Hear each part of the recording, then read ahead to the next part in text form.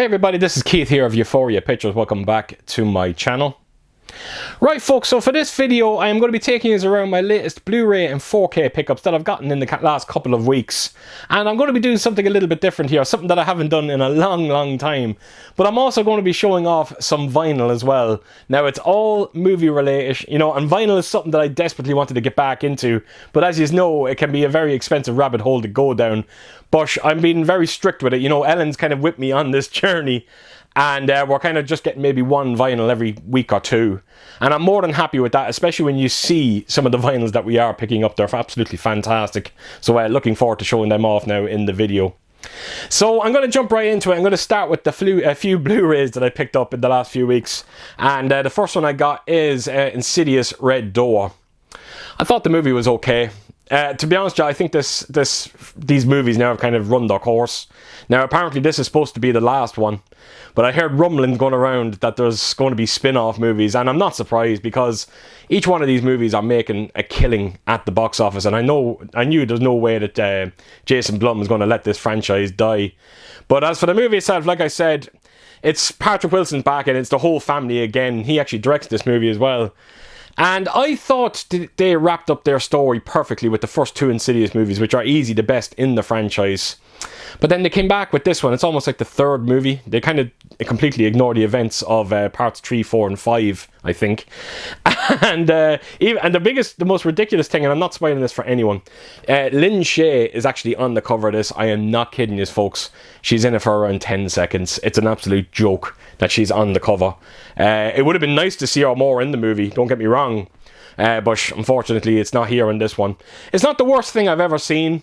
It's definitely not the best Insidious movie you're ever likely to see. But I think if you can get it cheap enough like I did, I think it's worth checking out. So yeah, folks, that is my first pickup, Insidious Red Door. Right, so up next, this was a good one. I was very impressed by this one. It's called Cobweb. Now, what happened to me with this movie was I just went onto Amazon one day and I literally typed in horror Blu-rays. And I just wanted to see if I can find some horror movies that I kind of missed out on over the last couple of years. And I came across this one. I just thought the artwork looked pretty cool to it. So I checked out its trailer. The trailer looked very promising. And then I started seeing reviews on it, and people started saying it's a good Halloween movie. So the minute I heard Halloween attached to it, that's me sold. And I picked it up and wow.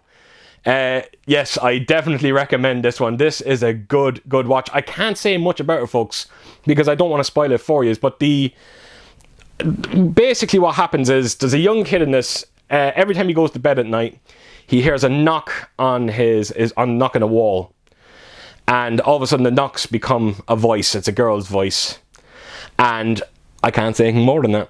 I can't say anything more than that because, again, I don't want to spoil it for anyone. All I can say is check out the trailer, see what you think of it, and if you are interested, pick it up. This one, again, was quite cheap. I think it was only around €9 on Amazon, and yes, a fun watch. So that is Cobweb.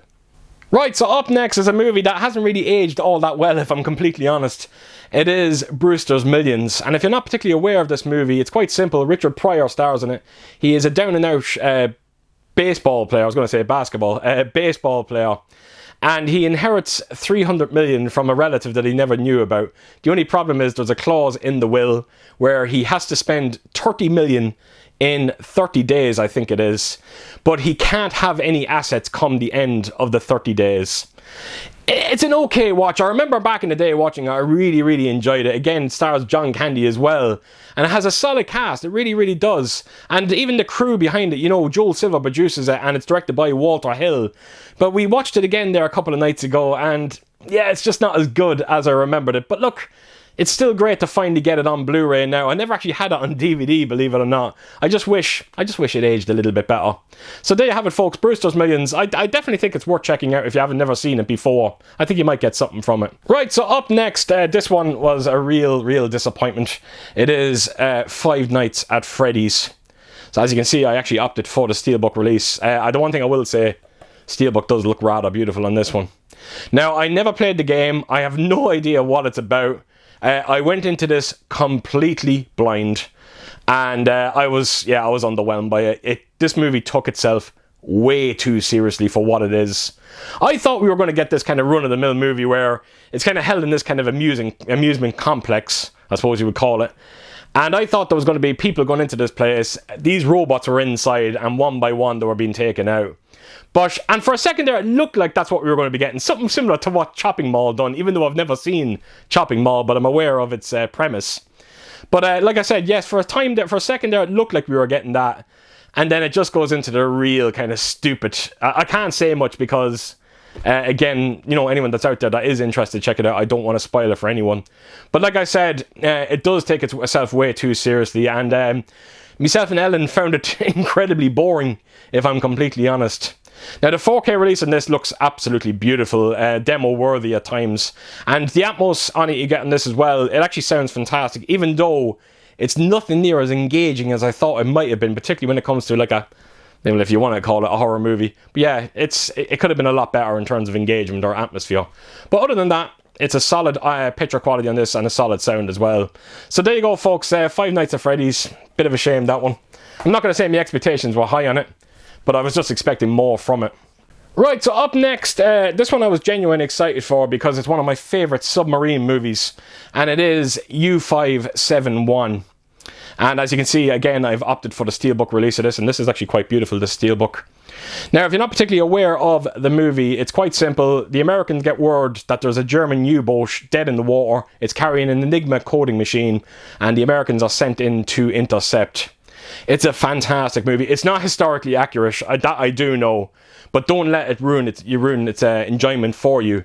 Like I said, it is one of those kind of edge of your seat kind of movies, and I think you'll get a lot from it. Some great performances in there as well. You got the likes of Matthew McConaughey, Bill Paxton, you know, Harvey Keitel, even John Bon Jovi makes an appearance in it, and he's actually not the worst thing I've ever seen, even though I dreaded seeing his name coming up. I think he did okay. And yes, the picture quality on this one, you kind of have to temper your expectations a little bit on this, folks, because as you know, if you've seen the movie, it's basically held on a submarine. There's not much to be seen there, but the blacks are very deep on it, as you come to expect with a 4K release, especially carrying Dolby Vision, and I think it handles it all rather well. Now, it does come with a DTS 5.1 audio on this. Now, normally this would be the part where I go, why is a movie like this not in Dolby Atmos or DTS:X? It doesn't matter. The DTS 5.1 is absolutely spectacular. I am not kidding you, folks. Spectacular on this one, and it is definitely worth checking out. Now, I just wanted to give you a heads up on this release as well, the Steelbook. I picked this up from Amazon Italy, and the opening segment to this movie is all in German. But for some strange reason, there was no English subtitles, and the option to knock on English subtitles weren't there. So that was a bit frustrating. I honestly don't know why that happened. But yes, there is around maybe the opening 10 minutes is all in German. Thankfully, I remember everything that happens in that scene, or everything they said. And then there's another bit in it where the Americans are about to take over the U-boat. There's a bit of German there as well. Other than that, the rest of it is in English, and you shouldn't have any complaints with it. But like I said, just bear that in mind if you do decide to pick this up from Amazon Italy. Right, folks, there you have it. That is U571. Right, so up next, got a nice American release of Point Break. And another beautiful Steelbook edition. It's amazing to think that, I think it was last year, I put a video together of my top movies that I wanted to see come out on 4K. And this was actually in my video. So, you know, if you ask for it, sometimes you do get it. And the 4K picture on this looks, oh my god, especially when you stack it up against the previous Blu-ray. It's almost night and day. I'm not kidding you, folks. It looks absolutely fantastic. Easily the best the movie has ever looked.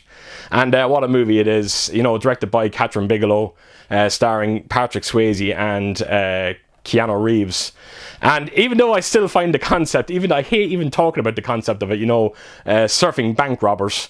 I don't know, it just works incredibly well. And I think if you haven't seen this one, definitely worth checking out. And if you're going to check it out, try and get your hands on this 4K release. The Steelbook is absolutely beautiful on this one. So there you have it, folks. Point Break. What a movie that is. Right, so up next, I picked up Smile. And I got this from Amazon Italy. I think I got it for €16, which is a pretty good price considering that it is a 4K release. And it's also a Steelbook edition that comes with this rather beautiful looking slipcover. You don't see slipcovers too often, with Steelbooks, but when you do, I think it is rather nice. Now, as for the movie itself, I had a great time with this. I felt it was genuine creepy at times, even though I felt the last maybe 20 minutes kind of went into the kind of it territory, which was a bit of a shame. But it was a fun watch, even though my first experience of seeing this in the cinema was absolutely horrible. We had two girls, two grown women actually, as a matter of fact, sitting behind us, and all they did was talk through the entire movie. And as you know, it's never good, you know, when something like that happens in the cinema. But when it's a horror movie like this, that's just full of atmosphere, and you have whispering coming behind you through the whole movie, it just absolutely spoilt it for me. And we couldn't wait to get this home. And yes, we had a great time with it. My best advice when it comes to Smile is, if you can go into it completely blind, do not check out its trailer, because it actually shows a lot of the creepy scenes in it, which is a shame. One creepy scene in particular, I could not believe they actually featured it in the actual trailer itself. So yes, if you can, go into it blind. And if you do want to check it out, try and get it on 4K as well, because the 4K is absolutely beautiful on this. It does come with a Dolby Atmos soundtrack as well. And again, it's very atmospheric, and it sounds rather beautiful as well. So that is my last pickup, folks, here. That is Smile. Right, so that takes me on to my vinyl releases. So I'm going to start with this one first. I picked up Funhouse, and I am a huge fan of this movie, directed by Tobe Hooper. And when I seen this vinyl edition, I knew I needed to pick it up. It is a gatefold edition, comes with 2 coloured vinyl as well, but check out the artwork on this. It looks absolutely incredible. And then I'm just going to quickly take us around to the back just to show it to you. So there is quite a big track listing on this. Now, the one thing I love about it is when you actually open it up. This is rather beautiful. Check this out. There you have it. Now, I don't know, is that the banner that you see in the movie when they first go in? It does look familiar, and something's telling me that's what it is. So that is the vinyl itself, but I have to show you the coloured vinyl. I'm just going to show one of them, just to give you an idea of it. But here we go. That is the coloured vinyl that you get inside it. And I'll turn it around, and as you can see, it is slightly different. You just want to lick it. It looks absolutely beautiful. So there you have it, folks. That is my first final pickup, Funhouse. And if you haven't checked out the movie, definitely worth checking out. Right, so that takes me on to my next vinyl, which is Friday the 13th Part 5, A New Beginning. So I'm sure a lot of you are aware of out there, I'm a huge fan of the Friday the 13th series. And when I was made aware of these releases on vinyl, I knew I needed to pick a few of them up. And I love the artwork on this. Just check that out. It doesn't get much better. All original artwork. Look, when you take it in close, you can sort of see lightning go through his eyes there, a bit of rain as well. So yes, the artwork is amazing on this. This is the back of it. And this is a gatefold edition as well, 2 coloured vinyls. I'll open it up, and there you have it. So it's this, yeah, I'm sure you are very well aware of that scene, if you have seen the movie before. And I'm going to quickly show you the coloured vinyl that you get in this one. And here we go. Again, I love the colour scheme to it. It is absolutely beautiful. I can't stress to you how much I love these coloured vinyls. So there you have it, folks. That is Friday the 13th Part 5. And then that brings me on to my last vinyl that I'm going to be showing in this video. And it is, of course, Friday the 13th Part 6, Jason Lives. And this is probably one of my favourite sequels. I had a lot of fun with this one. But this is hands down the best artwork that I've seen when it comes to these vinyl releases. It is, look at that. It doesn't get any better than that. Look, it's absolutely incredible. So I'll take you around the back of this one as well. So as you can see, it is Jason underwater, him chained down. And just like the other one, it is a gatefold edition, 2 coloured vinyls as well. And that's the inside of it. You know, Jason standing on top of the ambulance. So love the inside artwork of this one. And then lastly to show is the coloured vinyl. And this is my best out of all the coloured vinyls that I've shown here in this video. And look at that. It actually looks like a watermelon. It is absolutely beautiful. Look at that. Now, folks, there you have it. That is all my vinyls that I picked up, and I'm hoping to kind of feature these more in my videos. There's not going to be too many. Like I said, we are being very, very strict with them. But as you've noticed, the 3 vinyls that I showed, they're actually Waxwork editions. And I actually got them on Amazon UK. I couldn't believe that Amazon UK are actually selling these, because I was saving a lot of money. They're not cheap. They're far from cheap. As a matter of fact, I think each one of these was around €52.